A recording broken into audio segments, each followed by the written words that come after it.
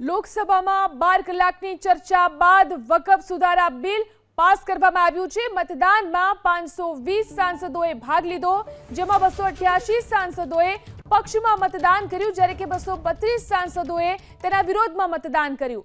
હવે આ બિલ રાજ્યસભામાં રજૂ કરવામાં આવશે।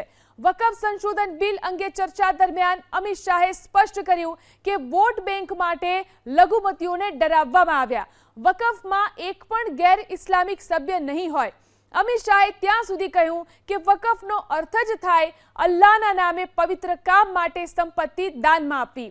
જો કે સંસદમાં ચર્ચા દરમિયાન એઆઈએમઆઈએમના સાંસદ અસદુદ્દીન ઓવૈસીએ તેનો વિરોધ કર્યો। સંસદમાં સ્ટેપલ મારેલું બિલ તેમણે છૂટું પાડ્યું અને કહ્યું કે મહાત્મા ગાંધીએ જે રીતે કાયદાનો વિરોધ કર્યો હતો તેવી જ રીતે હું વકફ બિલનો વિરોધ કરું છું।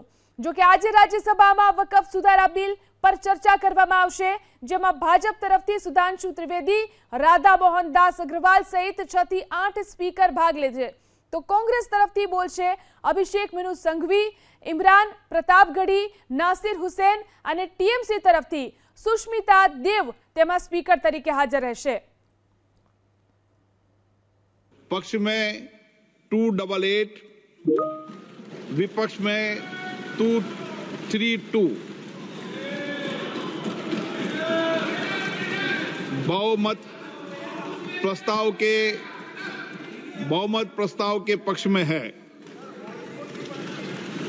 श्री एन के प्रेमचंदन जी, संशोधन संख्या 75।